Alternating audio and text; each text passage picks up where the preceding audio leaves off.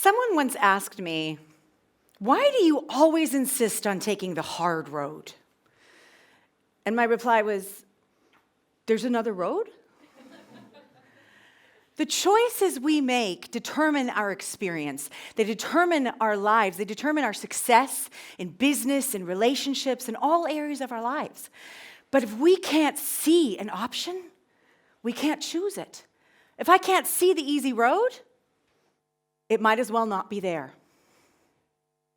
So I'd like to postulate that our lives are determined, our experience is always determined by choices. And when we don't make a choice that allows us to be successful, it's not because the choice wasn't there. It's simply because we didn't see it. If you've ever had the experience of trying to give somebody else advice, somebody was having a problem, and you were so clearly, obviously able to see what they had to do. If they just left their husband, if they just got a different job, if they just did something, it was so obvious.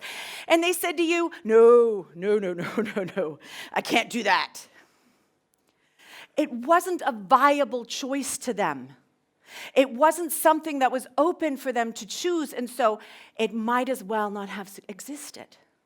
So if we assume for a moment that what I'm saying is true, that our success is determined by our choices, and that when we don't choose something successful, it's only because we couldn't see it, then the question just becomes, how do we make the invisible visible? How do we make those choices that we can't currently see visible to us so that we can choose them? How do we make them viable? How do we drop our fear of quitting our job or talking to our spouse about problems or starting that business or getting into politics to make a change? How did those choices that really lead us to where we want to go become viable? And that's what I'm here to talk to you about today. Because there are many ways to do this, and many of them take years, but we don't have years. We're the microwave society. We're the Twitter society. We want things quickly. So I'm going to give you a metaphor and then a process here today that's going to help you to open your perspective and make the invisible visible. Is that okay with you? Good.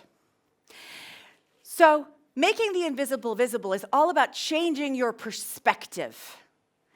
And there's a great way to change your perspective. And here's the metaphor that I promised you. Consider a pendulum that swings from extreme to extreme. And most of us are stuck in one end of this pendulum, in an extreme, where we are trapped in some situation in our lives. Perhaps we're trapped in a job that sucks the soul out of us. Or we're trapped in a marriage that isn't really great. Or we're trapped in a situation where we have a mother-in-law that we'd really like to kill. Yeah? And so this is the archetype that I have dubbed the prisoner. The prisoner is trapped. The prisoner is powerless, and usually for very noble reasons. The prisoner is trapped because she puts all of the needs of others, all of the wants of others ahead of her own. The prisoner is powerless and gives all his power away to others. The prisoner suffers greatly. Why are we willing to be prisoners? Well, because when we become sick and tired of being in prison, perhaps after years, maybe decades or generations, the pendulum swings the other way, to the other extreme, the other side of the coin. This is where we bust out of prison, and if we do some damage or kill a prison guard or two on the way, you do what you got to do, right? At least you're not in prison anymore. This is where our rage takes over. In fact, this is the archetype of the rage warrior. Ugh. This is where the options become different. The choices become different. They're about freedom, but they're not pretty. They don't feel good. This is where you march into your boss's office, punch him in the face, and walk out and go, ha, ha, ha, ha. Huh? This is where People leave their wives, their husbands, and their children because they can't take it anymore. This is where people become the oppressor rather than being the oppressed, the victimizer rather than being the victim. Because it feels so much better than being the prisoner. And what often happens is we swing into the rage warrior. We stay there for just a little bit, and then our guilt takes over. Oh God, what have I done? I need a job. And so what do? As penance, we swing right back to prison, lock the door and go, I'm never leaving again. That was awful. Some people, because they're too scared to go back to being a prisoner, stay here. And things can get very, very ugly because the rage warrior doesn't give her power away. The rage warrior takes it from others. There's still no power. It's still a powerless place, and it's still a place of sacrifice. Where the prisoner sacrifices her needs and wants, the rage warrior sacrifices his humanity, his integrity. And yet, here's the thing that isn't visible. When the pendulum swings from one extreme to the other, it can swing back to the middle. And this is what I call the third choice. The third choice is the archetype of the elder, the wise woman, the wise man. When the elder steps into the circle in the tribe, even the strongest, fiercest warrior will take a knee and bow, not out of fear, but out of reverence. This is true strength. The elder doesn't take power from others, and the elder doesn't give away her power. The elder radiates power from within, not with violence, because violence is not about power. Violence comes from a place of insecurity. Violence comes from a place of fear, and not from a place of capitulation. The third choice is not about sacrifice. We're so willing to compromise. Compromise. And the reason I put it in quotes is because most of us, when we use the word compromise, what we really mean is sacrifice. I or you will have to sacrifice in order to find a solution we can sort of live with. Hopefully, both of us will have to sacrifice. Then it's equal. Yeah? But that's not compromise. That's capitulation. True compromise is available in the third choice. True compromise is a win-win. It is a solution that honors all parties involved. And it is a solution that only becomes visible once you shift your perspective. Would you like to know how to do that? Yes, good. Thank you. So the first thing you have to do is you have to become aware of where you are. I am in prison. This is not a wonderful realization to have. In fact, it is so scary because most of the time we think, if I admit to myself how I'm actually feeling, then I have to become a rage warrior. I had a client once say to me, I cannot look at the problems in my marriage because if I do, I'm afraid I'm going to walk out and I'm not willing to leave my children, so I can't do it. It's heartbreaking. She really thought her fear was telling her that there was no other option. Because once she took a look at her pain, the only other option was to let the inner rage warrior out. And the rage warrior can be destructive. And yet, if you will, just for a moment, assume that there is another option, even though you can't see it, an invisible option, but it is there, that feels good, that is a win-win, that takes into account everything you need and everything that you want, one where you do not have to sacrifice, then you can allow yourself to take a look at how you're actually feeling in this moment, in some area of your life that doesn't feel so good.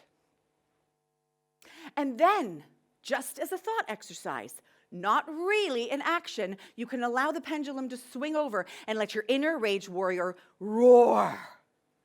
So you find the solution, again, just in your own mind, in a safe way. You're not actually going to walk into your boss's office and punch him in the face. but you can fantasize about it.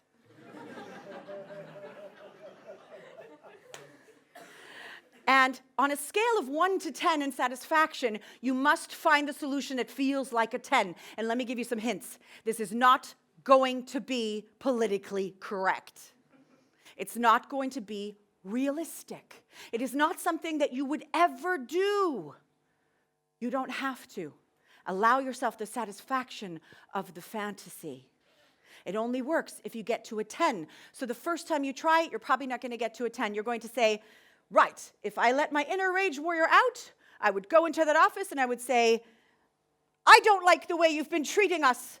I quit. Good day, sir. And I would walk out. And I would ask you, on a scale of 1 to 10, how satisfying was that? Maybe a 3. So try again. Don't give up. Try again. I would walk in there and pound on the table and I would say, you're in bleep, bleep, bleep, bleep. How satisfying is that? Yeah, it's a 6. Try again. I'd put rat poison in his coffee and watch him die slowly. 10. Yeah? Do not censor yourself. Allow the fantasy to take you where it is. Remember, you're never, ever going to do this. And if you're afraid that it's going to turn you into a sociopath, know that that's not how that happens. In fact, this exercise will make it less likely that you will murder your boss. Yeah? Once you have gotten to the satisfaction of 10, once your inner rage warrior has gone, yeah! Then, and only then, do you look for the third choice. The win-win. All right. Whew, that was good. I've had my fun. Okay, what could I really do now? If you try to do this while you're in prison, you will not find the third choice. You will capitulate. You will say, oh, well, that project with that deadline that I just can't meet, it's impossible. Ooh, I find a better feeling choice. If I don't sleep or eat for the next 2 days, I can make it. That's not a win-win. Because in the win-win, you win. You get what you want, but it doesn't come at a cost, you see. And you don't have to convince your boss or your spouse or anybody else of this. You're the only one who has to find it. You see, if you're starving to death and you think that the only way to solve that is to beat somebody up for their moldy bread, and somebody comes and brings you a beautiful meal that they lovingly prepared at no cost to you or anyone, at no sacrifice, would you say no? People like a win-win. So you're the only one who has to hook up with it. So I want to challenge you. I know you're all very busy, but over the next few days, take some area in your life that feels stuck, that feels like you're in prison, and do this exercise. Admit to yourself how you really feel. Allow yourself to swing over and let your rage warrior roar, and then find the third choice. This is what I do. I help people find a different perspective. I help people find their third choice. And when they find a third choice and they make it, their lives change. They become successful in everything that's important to them, and not just a little bit. It isn't just about letting go of suffering. It's not about surviving. You survive as a prisoner. You survive as a rage warrior. The elder thrives. Thank you.